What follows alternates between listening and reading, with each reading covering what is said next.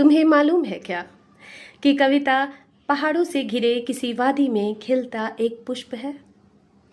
हर यात्री उस तक अलग अलग रास्ते से पहुंचता है और उसे देखकर वो मायूस भी हो सकता है, मुस्कुरा भी सकता है, ठहाके लगा सकता है, पर इन सब में उस पुष्प का कोई योगदान नहीं होता।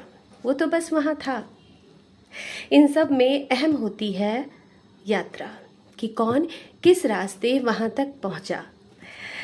उस फूल पर पहला हक उसका नहीं जिसने उसे लगाया, क्योंकि कविताएं तो जंगली फूल है। कवि ये कह सकता है कि उसने उस पुष्प को खिलते देखा, पर उन्हें लगाने का दावा करना बेईमानी होगी।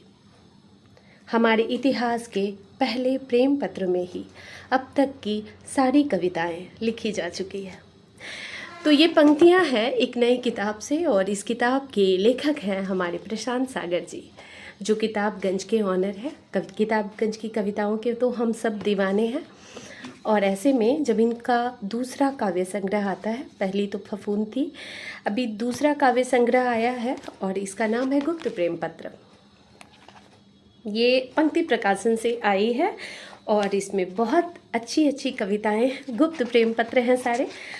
तो हमेशा किताबगंज में मैंने पढ़ा है कि प्रशांत जी ने लिखा वहाँ पे कि हमारी कविताएं इतनी सरल होनी चाहिए कि उन्हें कोई भी चोर आसानी से चोरी कर सके।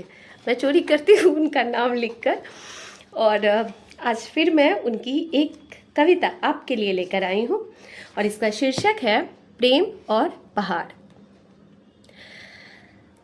सुनते हैं।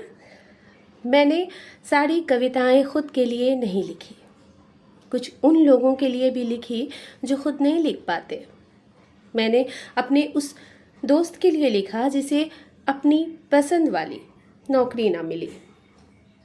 उस दोस्त का जीवन भी लिखा जो लाख कोशिश कर नहीं कर पाया अपनी प्रेमिका से शादी। उस संगी के लिए लिखा जिसके बॉयफ्रेंड शहर छोड़ वापस ना आया। मैंने दुखों पर कविताओं के मलहम लगाए हैं। मेरी कविताएं कालजयी नहीं है, पर वो स्वार्थी भी नहीं होगी। कविताओं को कभी भी स्वार्थी तो होना भी नहीं चाहिए। तो प्रशांत जी की बहुत प्यारी कविताओं का संग्रह है ये, और नेक्स्ट टाइम मैं आऊँगी तो इसमें जो और भी बहुत सारी कविताएं हैं मैं धीरे धीरे करके उन्हें सुनाती रहूँगी। मैं मौसमी चंद्रा इस बार आपसे विदा लेती हूँ, अगली बार फिर मिलती हूँ नई कविता के साथ।